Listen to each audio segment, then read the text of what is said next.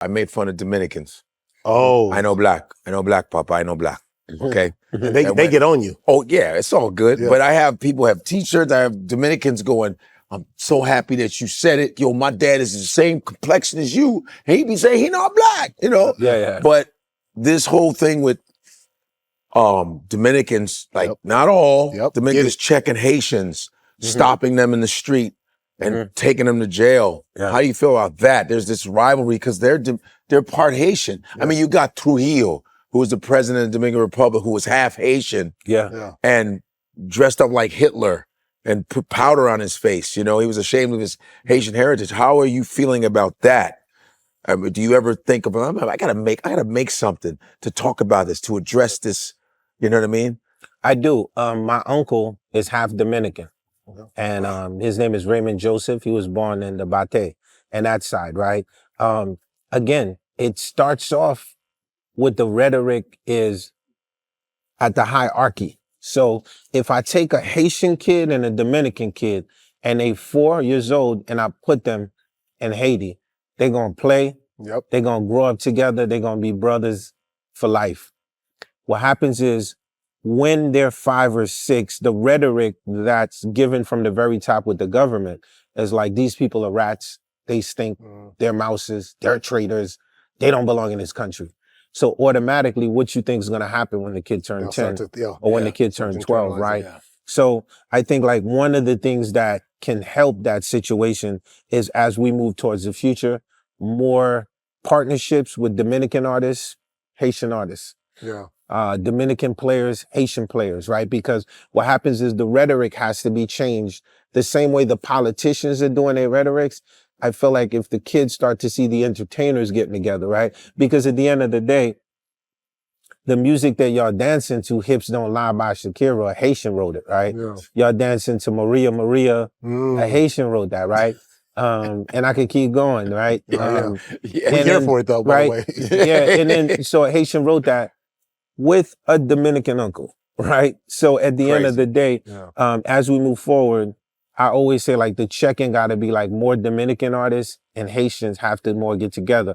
And what's crazy is that shit is only on the island because in New York, we don't have that problem. Everything is love. That's how you could see that rhetoric is coming from the island. But the way the Haitians are treated out there are inhumane, you know what I mean? It's scary as hell. There's a disrespect because I remember like I grew up here in the West Coast and I remember there was just played 1 year with the Miami Dolphins. It was 2007.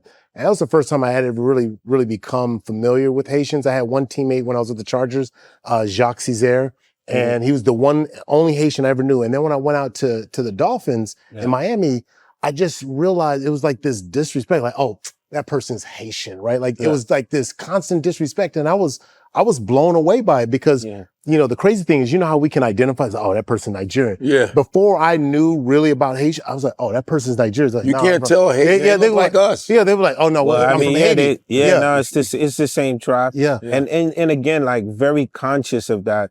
That's why in '96, when I got my first Grammy ever, like that's why I wore my Haitian flag out there. Like, so that was the first time the world ever saw a flag. You see what I'm saying? And my other man, he wore his Jamaican flag, Steve Marley, because on Flatbush at the time, it used to be a lot of fight with Jamaicans and the Haitians. Like, it used to be kind of wars, you know what I'm saying to you? And I think like coming out with them flags, we set a tone. That's what I was saying. More entertainers have to naturally want to set that tone from both sides. And that's what we're doing because we have, our history, is deeply, interconnected in, the Yorubas, the Igbos. And there's been that rivalry. And I'm like, so happy my parents did exactly what you talked about, which they didn't spill all that stuff down to us. So we don't carry the same thing. And so for us to be able to sit here knowing that there was history from the Biafra War, but that we can sit together as brothers and be able to have these deeper conversations. Like it was very intentful that we gave you the Unity jersey because it's something that I've just kind of watched in the way you move is like, you're always looking for that unification, like you to go from the biggest star on the planet to say, you know what? I want to do something. I'm going to go run for president of, there are not a lot of people who are at the top of their game. Let's face it. You weren't getting a pay raise going to go be No. you know, the president of Haiti. No. Like, you stopped everything in the middle of your career to do that. Like, what emboldened you to do that? Because, you know, if you're sitting at the top, you know, you're like, you know, I can just enjoy it back here. I thought you would have a chance. I said, he might be. I honestly win did this too. one. But there must be a lot of red tape. No, definitely a lot of red tape. Yeah. But what happens is, in 2,000 years from now, what are they going to really remember?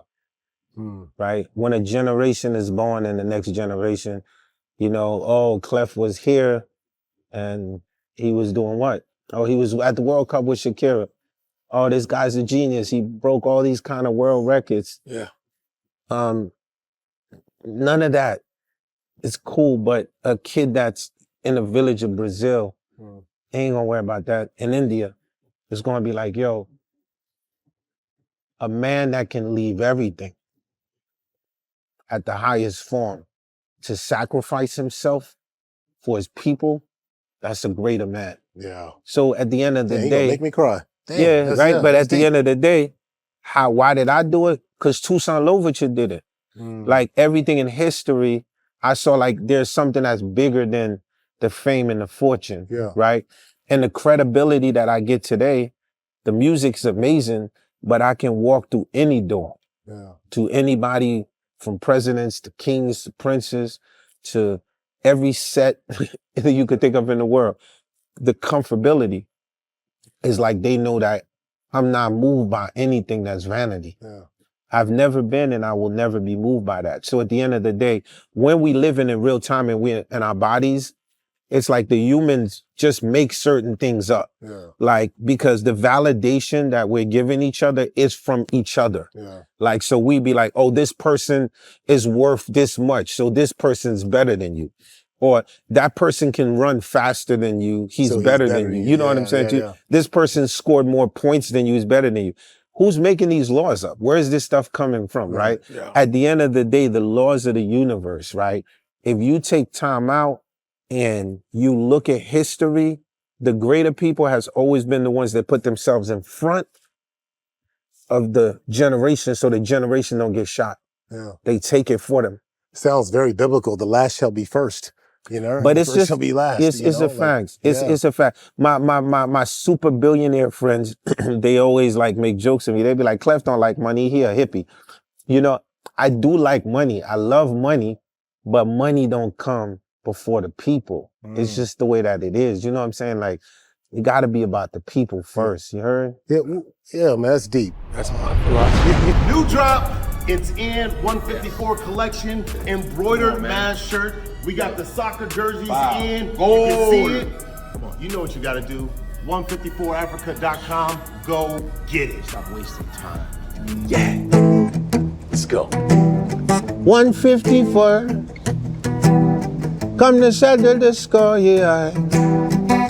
Wyclef Jean, yeah. Jollof.